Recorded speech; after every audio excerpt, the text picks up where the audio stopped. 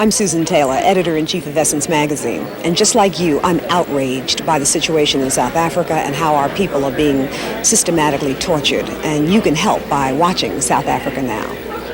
Global Vision presents the television news magazine of Southern Africa. It doesn't exist on television, and it doesn't exist.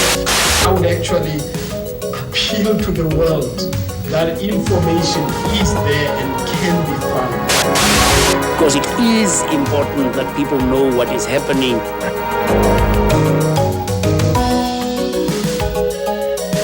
This week, South Africa Now reports these stories. Defiance meets repression. More arrests and more militancy as white South Africans vote and black South Africans boycott. And we're not interested in your elections. We are interested in freedom. And we are going to defy freedom comes. Media censorship. It's an issue that South Africa's journalists have to face every day. We'll feature part 2 of an Irish documentary that goes inside South Africa's media. What we can or cannot do at any time is determined by what that week or that month most offends the minister. South Africa no free, neither will we. And in our culture segment, American rappers are banned in South Africa, while Britain's rap groups unite to launch a music video attack on apartheid. All of these stories and more this week on South Africa Now. First, the news with Fana, Kekana and Carolyn Craven. Dumelang. White and so-called colored and Indian South Africans went to the polls September 6th in what activists say will be the last racially segregated election. Because our program had to be taped before the polls closed, we'll have our report and election analysis next week. Election week has seen some of the most widespread demonstrations ever as the Defiance Campaign rapidly builds. Since the black majority is barred from voting, political activists express themselves in another way, with protests. Demonstrations were held in every major city and township, and the government responded with crackdowns and more arrests, 1,300 in less than a week, including Archbishop Desmond Tutu, his wife Leah, and Reverend Allan Boesak. And with the drama of the events in South Africa, network cameras are also on the scene. We have this report. As each new wave of defiance is met with stepped-up repression, network cameras are once again lured by the dramatic pictures, a development the government is doing all it can to neutralize. 2 nights before the election, the Defiance Campaign was still going strong, but it was not so peaceful. In Durban, authorities opened fire on university students, injuring 6 people. In Cape Town, a church service protesting the racially segregated election was banned, and both Reverend Allan Boesak and Archbishop Desmond Tutu were arrested. Over the weekend, 2 events received the most play on U.S. television. In Durban, 5,000 to 10,000 people showed up on the whites-only beach of Addington. Riot police waited 2 hours before breaking up the peaceful protests and arresting 58 people. And in Cape Town, police sprayed the crowd with purple dye and used batons and rubber whips to keep protesters from marching to the Parliament building. 500 people were arrested. It is the biggest mass arrest in the campaign up to now. As blacks attempt to desegregate hospitals, beaches, and transportation, the network coverage is quick to find echoes of the civil rights movement in this country. But an entirely different situation is needed, says Mpho Tutu, the Archbishop's daughter. In the United States, you are talking about a country with a constitution that guarantees black people equality. In South Africa, blacks are specifically written out of the constitution, that you are never going to be equal, forget it, end of story. While the network seemed to be everywhere, there were still aspects of the campaign their cameras missed. A few weeks back, police stood guard during a meeting between COSATU and NACTU, another major workers' group, as the two unions agreed to a two-day work stay-away scheduled for September 5th and 6th. In a telephone interview with South Africa Now, COSATU leader Jay Naidoo explains what the Defiance Campaign has accomplished so far. We believe that the Defiance Campaign has decisively exposed the transparency of what the Klerk represents. In the last few weeks, we have seen, under the leadership of the Klerk, increased brutality from the side of the security forces against peaceful protesters. And this should be a very clear signal to the international community that the Klerk does not represent the future of our country. This is Nadja Smith for South Africa Now. While the election may now be over, the Defiance Campaign still continues. A school boycott has been in effect all week, as well as a 1 hour a day work stoppage on factory floors continuing until September 12th. This will be followed by a month-long consumer boycott. While whites-only parties were stumping for votes in South Africa, one of them, the extreme right Conservative Party, was reaching out to the right wing in this country with a fundraising ploy that raises a number of legal questions. Village Voice correspondent Joe Conason has this report on South Africa's right, the U.S. link. We say, we as whites demand to be governed by our own people, only by whites. And we'll defend that right to foster our own group consciousness, to foster our own nationalism, Afrikaner nationalism, and to guard against any encroachment on the interests of the Afrikaner people. This man is Andries Treurnicht, head of the South African Conservative Party. Treurnicht and his followers are to the right of the ruling National Party, whose mild reforms he considers tantamount to treason. Conservatives insist upon apartheid in its harshest form. They've attracted rural and working-class Afrikaners threatened by the prospect of black majority rule. Their rhetoric also denounces the U.S. government for urging racial reforms. But here in Washington, thousands of miles from Pretoria, the South African Conservative Party is being promoted by some American conservatives. Just a few blocks from the Capitol is the office of David Finzer, a lobbyist who is raising money for the South African Conservatives by using direct mail lists from American right-wing groups. Finzer's fundraising letter charges that the ruling National Party has sold out and will surrender to the black Marxists piecemeal. It pleads for money to distribute the Conservatives' newspaper, The Patriot. Finzer himself is a controversial figure on the American right. Privately, some former associates question his sanity. They point out that he was defrocked as a priest under unusual circumstances, and that he once attracted attention as a self-proclaimed psychic. Amy Moritz, president of the National Center for Public Policy Research, a conservative think tank, has known Finzer since 1984. Conservatives in Washington, I think in a general sense, are very wary of him because he's been accused of a lot of things. And I doubt that very many of us know what's true and what is not. However, if you try to work with Finzer and take him at face value, if you assume he's a good guy, it won't be long before people come up to you and say he did crazy things in the past. They'll send you documents anonymously in the mail saying that he had done one or two things which may or may not be criminal, but which certainly make you a little bit wary of working with him. Finzer's most recent affiliations are on the far right. He's a board member of the World Anti-Communist League, notorious for its connections with neo-Nazis and other extremists. The Conservative Party of South Africa has such a bad reputation among the American conservatives that it's very damaging to Finzer, if anything truly can be at this point, that he is publicly associated with them. But since we feel, at least it was our impression, that he was racist, that he was anti-Semitic, and we also believe that, in general terms, the Conservative Party of South Africa is also, in that sense, I'd say they are philosophical soulmates. Her assessment was echoed by William F. Buckley Jr. in an interview with South Africa Now. I don't know anybody in America in the conservative movement who would be on the side of the so-called Conservative Party, because the Conservative Party is to be compared with the Jim Crow right in America. Federal law requires that any American who represents a foreign government or political party must register as a foreign agent and report what they are doing for their client and how much they're being paid. So far, according to officials here at the Justice Department, David Finzer has failed to register as a foreign agent for the South African Conservative Party. This is Joe Conason reporting for South Africa Now. Joe Conason is with us in the studio. Joe, why isn't Finzer registered as a foreign agent? Well, I think he came up with a clever way to avoid registering before the South African election. Because if he registered, then the amount of money that he was being paid would have to be revealed, his activities would have to be registered, and I think he wanted to avoid that.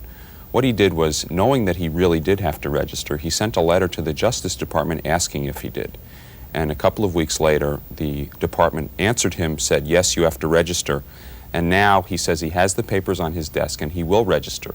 But by the time his papers are on file and available to the public and to reporters, the election will be over. You talked to him on the telephone. What did he say to you? Well, we started to discuss apartheid and the Conservative Party's positions, and it began as a justification that there are 13 separate tribes in South Africa, including a couple of white tribes, and that separate development was the correct path for that country.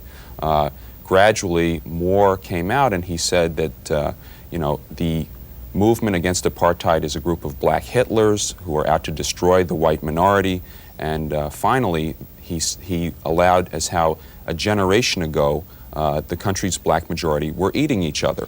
Thank you, Joe, for joining us. We'll be watching for more on this story. A delegation of medical experts from the United States recently went to Angola to assess the health costs of the country's 14-year-old civil war that has left Angola the amputation capital of the world.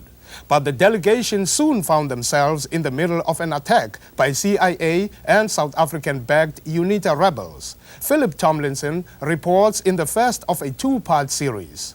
They arrived in the wake of the announcement of a ceasefire between Angola's MPLA government and UNITA. But the Americans soon learned that truce can be as deadly as civil war when they became targets of mortar fire from U.S.-supplied weapons, as civilians were attacked by the rebels. Around 12:15 a.m. in the morning, we were awakened from loud explosions from a mortar attack. We got up and put on our clothes, and I went to the window. I could see the rockets fire right from 500 meters, 500 yards from where we were sleeping. And we went to the home of Mr. and Mrs. Jose Castillo. On this particular night, it was a full moon, so the UNITA people who were shooting the missiles knew exactly that they were shooting at a civilian area of Wambo, Angola. Mr. and Mrs. Castillo were killed instantly. Their 6-year-old daughter, Felicima, was critically wounded. During the course of the war, attacks like these have left more than 50,000 Angolans without limbs, and the medical team found a healthcare system crippled by a lack of facilities and unable to care for the sick and injured, whose numbers rise daily as a result of frequent rebel attacks. Dr. Adewale Troutman is medical director of the city of Nuur. There are no ambulances in the city of Luanda, none. There is no emergency medical system. There are no central communications. When individuals are injured or from auto accidents or other difficult emergency situations in the street in the cities, they get to the hospital any way they can. In many instances, people are carried on the backs of other citizens for miles to get to hospital. As Troutman talked about conditions in Angola, he was visibly shaken. It was, again, another highly emotional experience for us to be in that village, which should have been full of life and singing and joy. And the only singing that we heard was mourning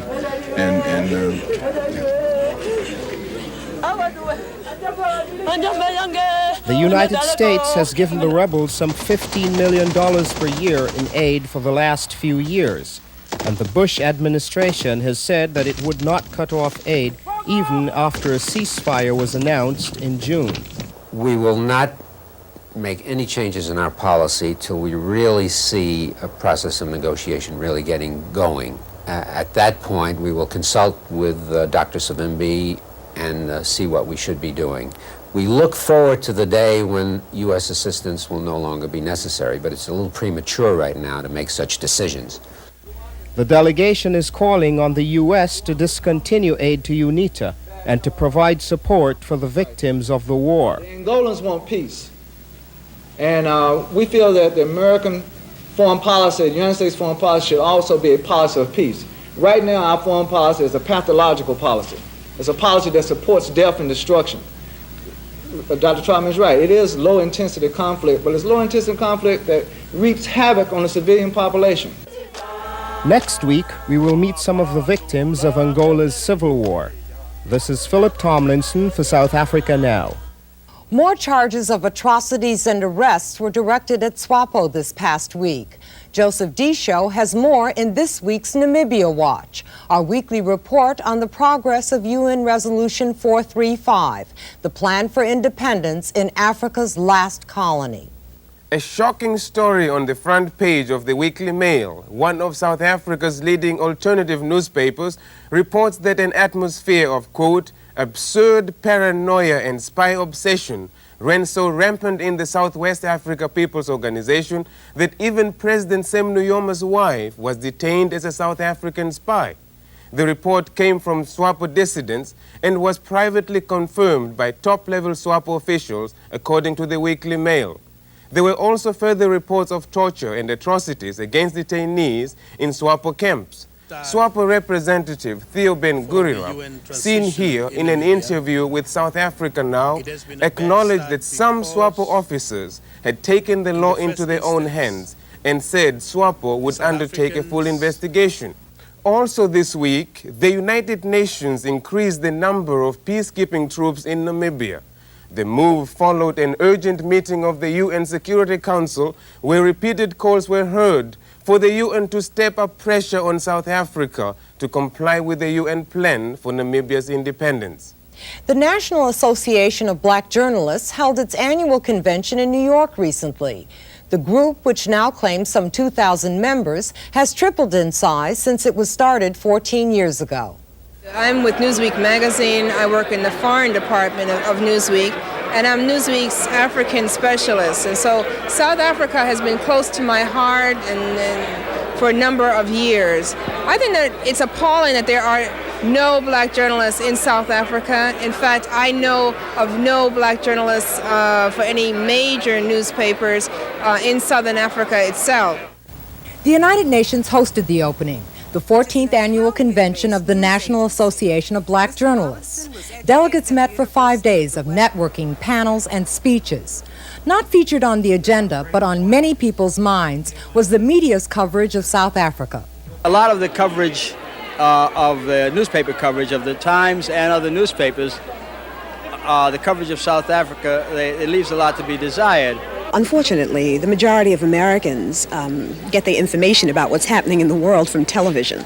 And if television is not covering apartheid and what's happening in South Africa, then people really will remain ignorant. Jamaica's Prime Minister, Michael Manley, pointed out how South Africa's press ban extended beyond its borders. There are tremendous efforts being made in Namibia to make it impossible to have a fair election there. South Africa is destabilizing it, doing everything they can to disrupt that electoral process, and the world doesn't know about it. Also at the convention was the CIA. They were recruiting black journalists. They declined to speak to us on camera. We need to be concerned about blacks throughout the diaspora. We need to be concerned about the struggles of people within the African continent. And we come together this week to talk about those kinds of things and how we as journalists can impact these situations. You're watching South Africa Now, the television news magazine that goes behind the headlines. Usually, journalists report the news, but with the Defiance Campaign, they are making it. 52 journalists were arrested when they were covering the Defiance Campaign, and at least 65 videotapes have been confiscated. Such restrictions are the focus of a recent documentary called Out of Sight, Out of Mind, produced by Mary Raftery for RTE, Irish Television. A few weeks ago, we showed you an excerpt on the impact the ban has on the international press. This week, we'll look at its effect on the media inside South Africa. Dara House in the centre of Johannesburg is where several anti-apartheid groups have their offices. The building is under constant police surveillance. New Nation, good afternoon. New Nation, one of the country's leading opposition newspapers, is on the first floor. A weekly paper with a circulation of 50,000, New Nation covers the issues which affect the black population. Strikes, rent boycotts, detentions, hunger strikes. and the bannings of individuals and groups. The paper is constantly on the edge of breaking the law, and last year it was forcibly shut down by the government for 3 months. Several stories which dealt with the army, the activities of the army in the height of boycotts, rent boycotts. Our stories were being seen as creating hostilities between the community and the army. Strictly speaking, it was the politics of the voteless people as against the politics of a government in power which is trying to impose itself on the people. New Nation covers the reality of life under apartheid for black South Africans. They deal with the appalling conditions in which many black people are forced to live. Soweto, about 12 miles from Johannesburg, has a population of nearly 3 million people. Many are squatters living in shacks with little or no facilities. These toilets cater for literally thousands of people. If a person would come being a visitor in the country, having heard so much about South Africa and reading through a newspaper, there's no sense of exactly what is happening, or you don't even feel that there's any kind of information which is being withheld. It looks like normal because editors have been forced to censor themselves. That until the people govern, the country will never have peace. The original editor of New Nation is Zwelakhe Sisulu, seen here addressing the National Education Crisis Committee 2 years ago. Shortly afterwards, he was arrested and the Crisis Committee was banned. An internationally renowned journalist and a Harvard Fellow, Zwelakhe is the son of Walter Sisulu, one of the leaders of the ANC, imprisoned with Nelson Mandela for over 25 years. Detained in December 1986, Zwelakhe Sisulu spent 2 years in solitary confinement. No charges were ever brought against him. In previous spells of detention, all without trial, he'd been severely tortured. Today Tonight secretly films Zwelakhe Sisulu in Johannesburg. Since his release last Christmas, he has been placed under stringent restrictions. By law, he is prohibited from giving interviews to the press. He may not edit his newspaper. He may not be present when any criticism of the government is expressed. He is not allowed to meet with more than 10 people at any one time. Every day he must report to the local police station, and he must be inside his home in Soweto between 6 p.m. and 6 in the morning. For infringement of any of these, he may be sentenced to 10 years in jail. Because of these restrictions, Amnesty International still considers Zwelakhe Sisulu to be a prisoner of conscience and continues to campaign for his freedom. Just before his detention in 1986, he had this to say about the effects of the South African government's policy of censorship. By controlling information, I think you create more tension within the community. And of course, when you have more tension within the community, because people don't know what is happening, you are likely to actually garner a new phase of violence, basically. On Wednesday, press day, lawyer Amanda Armstrong has the job of treading the legal minefield to determine what the paper can print this week. I think it's a very dangerous process that's going on there. I think journalists are just overwhelmed by the web of laws that exist. And I actually think that whenever we talk to journalists, we try and stress that they should never not write a story or think, I can't do this. They should be aware that there are problems, but they should bring it to the lawyers and at least maybe try and discuss it before they write the story, so we can say, well, you could go on this angle or that angle. But I think very often that self-censorship process intervenes at a very early stage. Down the road from New Nation is the Weekly Mail, another of the highly successful opposition papers. Better known internationally because of its origins in the white liberal press, the Weekly Mail has also incurred the wrath of the government. It has had issues seized and was removed from the streets last November for a period of 1 month. Some of its journalists have been attacked and their houses burnt down. Well, in fact, what we can or cannot do is determined more than anything else by the mood of the Minister of Home Affairs on any particular day. The regulations themselves cover a huge area. They cover almost everything: security force action, conditions in detention, boycotts, banned organizations, restricted organizations, a whole range of areas. But in fact, what we can or cannot do at any time is determined by what that week or that month most offends the minister. Many people are going to be in for a few shocks, not very long, because what is going to be happening is that the reality, the news coverage and so on, one could say is more or less the cover, that is the form, that is the perceptual level. But the insights are continuing to boil, and at some point, the reality is going to burst open again. And I think there are going to be many casualties at that point in time, casualties of ignorance. You're watching South Africa Now. Coming up next, our culture segment, featuring the best music, film, drama, and artistic expression from Southern Africa. We are going to rap in our culture segment this week. Some years back, an American group called Stetsasonic produced a rap song and video about the frontline states called Africa, Africa. It's a hot tune designed to educate young people about the regional dimension of apartheid.